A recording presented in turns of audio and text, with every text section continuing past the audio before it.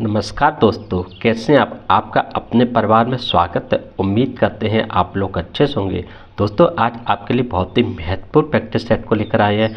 इस practice set में railway exam में पूछे गए विभिन्न तरह के क्वेश्चंस हैं, जिन्हें कॉन्सेप्ट और शॉर्ट ट्रिक दोनों के द्वारा सॉल्व किया गया है। तो आज की क्लास शुरू करते हैं दोस्तों। आज की क्लास में रेलवे एग्जाम्स PYQ चल रही है दोस्तों, और आज की क्लास का पहला क्वेश्चन है संख्याओं 99 और 15 के लासापा और मासा का अनुपात ज्ञात कीजिए। हमें LCM और HCF का अनुपात ज्ञात करना है। ये क्वेश्चन आपका RRB JEE 28/5/2019 शिफ्ट 2 में पूछा है दोस्तों। कैसे सॉल्व करते हैं इस तरह के क्वेश्चन को? देखिए इन्होंने कहा क्या 99, यानी दोस्तों 99 को हम कैसे लिख सकते हैं दोस्तों? 3 × 3, 3 त्रिका 9 और 11 हो गया, ठीक है ना। अब 15 को कैसे लिख सकते हैं दोस्तों? हम लोग 3 × 5 लिख सकते हैं। अब इन दोनों में अगर हम HCF देखें तो HCF क्या होगा दोस्तों? HCF देखिए 3 इसमें भी है और 3 इसमें भी है, और 3 दोनों काट रहा है, तो यानी HCF तो 3 हो गया। और LCM कितना हो गया आपका? 3 यहाँ 3 है, 3 यानी 3 × 3 और 5 × 11, क्योंकि देखिए 3 और 3 में तो 3 आ गया, एक 5 और 11 हो गया जो इसके, ठीक है। अब क्या करेंगे हम? ये कितना हो गया आपका? 3 त्रिका 9, 9 पना 45 × 11 है, तो कितना हो गया? 11 पचे 55 हो गया, 5 11 चौक 44 और 44 और 5 44 और 5 हो गया आपका 49, 495, ठीक है ना दोस्तों। अब इन्होंने हमसे कहा क्या कि अनुपात ज्ञात करना है, यानी 495 अनुपात 3। हम 3 से इसे काटेंगे तो कितना हो जाएगा? 3 एकम 3, ठीक है ना। 3 से हम इसे काटेंगे तो ये 3 एकम 3 हो गया, और 3 एकम 3 और 3 6 18, बचा 1, 3 5 15, तो क्या हमारा अनुपात निकल के आएगा? 165/1। यही दोस्तों हमारा आंसर आ गया। ऑप्शन में देखेंगे तो ए ऑप्शन में है 165/1। ए ऑप्शन को टिक कर देंगे दोस्तों। तो इस तरह इस क्वेश्चन को सॉल्व कर लेते हैं। अब दे दोस्तों क्वेश्चन नंबर 2 आपसे क्या कह रहा है? क्वेश्चन नंबर 2 आपसे कह रहा है कि 360 तथा 450 का सबसे बड़ा गुणनखंड क्या है। यह क्वेश्चन आपका RRB NTPC 29/3/2016 शिफ्ट 3 का क्वेश्चन है। कैसे सॉल्व करते हैं? हमें दोस्तों सबसे बड़ा गुणनखंड देखना है।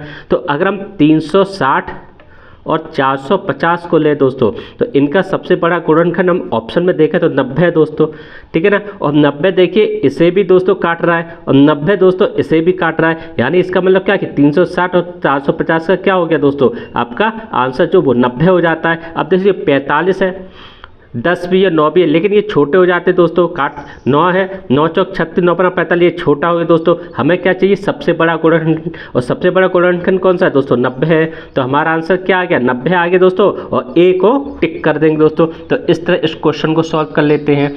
अब दे दोस्तों क्वेश्चन नंबर 3 आपसे क्या कह रहा है? यदि किसी संख्या के 27.5% का मान 11 है तो संख्या ज्ञात कीजिए। यह क्वेश्चन आपका RRB NTPC 17/6/2022 शिफ्ट 2 का क्वेश्चन है। कैसे सॉल्व करते हैं?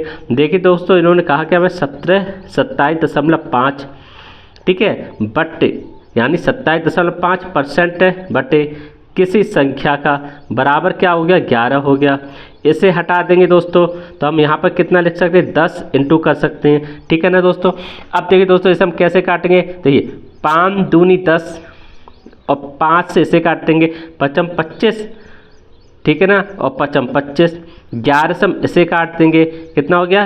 ये 11 से काटेंगे दोस्तों, 11 5 55 हो जाएगा, ठीक है। और 5 से इसे काटेंगे, 5 दूनी 10 और 0, तो x बराबर क्या आ गया? 20 दूनी 40, यानी 40 जो है वो हमारा आंसर आ गया। ऑप्शन में देखेंगे तो सी ऑप्शन में 40 है, सी ऑप्शन को टिक कर देंगे दोस्तों। तो इस तरह के क्वेश्चन को सॉल्व कर लेते हैं। अब दे दोस्तों क्वेश्चन नंबर 4 आपसे क्या कह रहा है? क्वेश्चन नंबर 4 दोस्तों आपसे कह रहा है कि एक वस्तु को 2400 रुपये में बेचने पर 25% की हानि होती है और 25% का लाभ प्राप्त करने के लिए विक्रय मूल्य, तो यानी विक्रय मूल्य क्या होना चाहिए? यह क्वेश्चन आपका RRB JEE 1/6/2019 शिफ्ट 1 का क्वेश्चन है। कैसे सॉल्व करते हैं? देखिए दोस्तों इन्होंने कहा में 25/100 हो गया, क्योंकि 25% की हानि हो रही है, 25 से काट देंगे 25 चौकू 100 हो गया, तो 1/4। अब 1/4 का मतलब क्या है कि दोस्तों हमने कोई चीज़ 4 रुपये पे बेची तो उस पर हमें 1 रुपये की जो है क्या है हानि हुई दोस्तों। ये क्या हुई, हानि होगी दोस्तों हमें, ठीक है। जब हमें 1 रुपये की हानि होगी तो अब ये क्या हो गया दोस्तों, हमें CP कितना हो गया दोस्तों, हमारा CP हो गया 4। यानी हमने कोई दोस्तों जब किसी वस्तु 4 रुपये में खरीदी और उसे जब खरीद के बेची तो हमें 1 रुपये का नुकसान हो गया। जब 1 रुपये का नुकसान हो गया तो 4 हो गया, और SP हमारा क्या रह गया दोस्तों, 3 रह गया, हमारा 3 रह गया, क्योंकि 1 रुपये का तो हानि हो गई, ठीक है ना। अब देखिए दोस्तों इन्होंने कहा क्या है कि 2400 रुपये में बेचने पर, यानी 2400 रुपये में इन्होंने यहाँ पे दिया कि 2400 रुपये में बेचने पर, तो ये कितना 3 8 24, यानी ये 2400 कितने गुना है दोस्तों, 800 गुना है।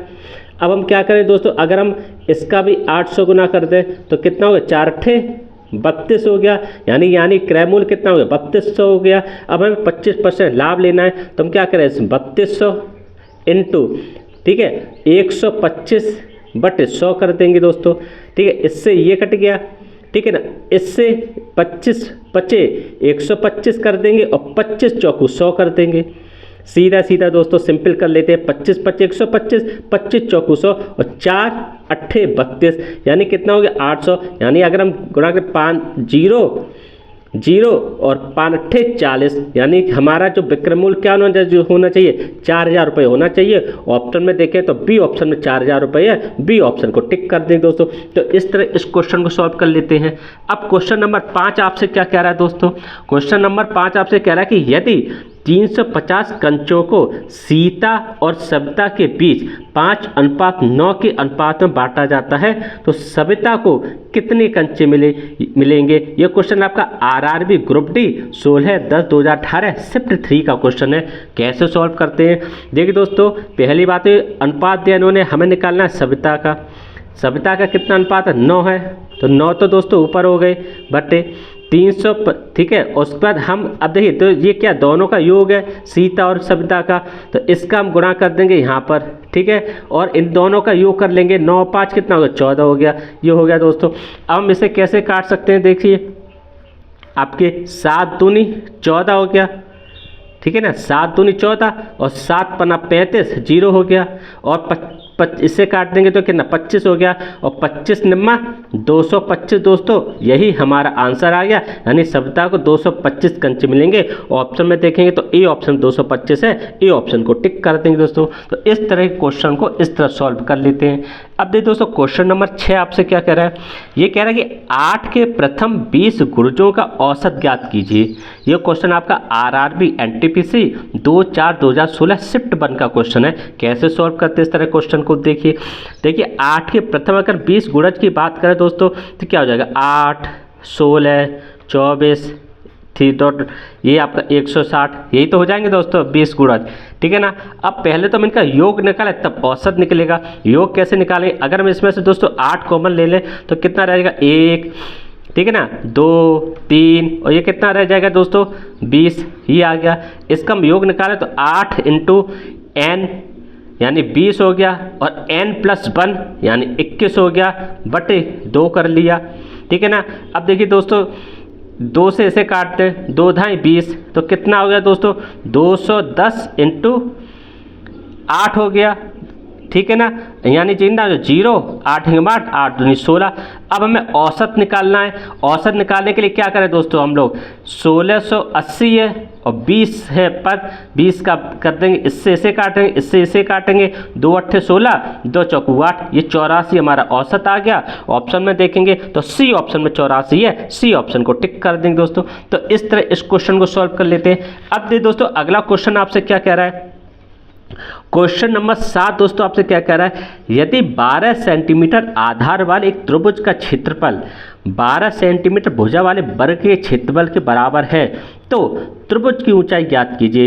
ये क्वेश्चन आपका RRB NTPC 22/2/2021 शिफ्ट 1 का क्वेश्चन है। कैसे सॉल्व करते हैं इस तरह क्वेश्चन को, देखिए त्रिभुज का क्षेत्रफल क्या होता है दोस्तों, त्रिभुज का क्षेत्रफल ये होता है 1/2 इंटू आधार इंटू ऊंचाई, और वर्ग का क्षेत्रफल क्या होता है A²।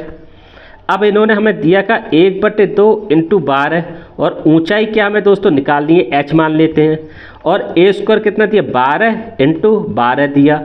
इस 12 से ये 12 कट जाएगा तो h कितना आ गया, 12 दूनी 24 सेंटीमीटर दोस्तों h आ गई।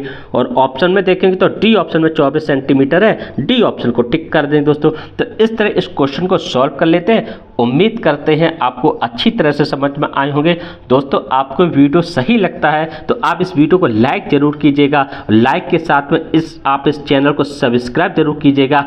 अगले वीडियो में नए प्रैक्टिस सेट के साथ मिलेंगे। नमस्कार दोस्तों।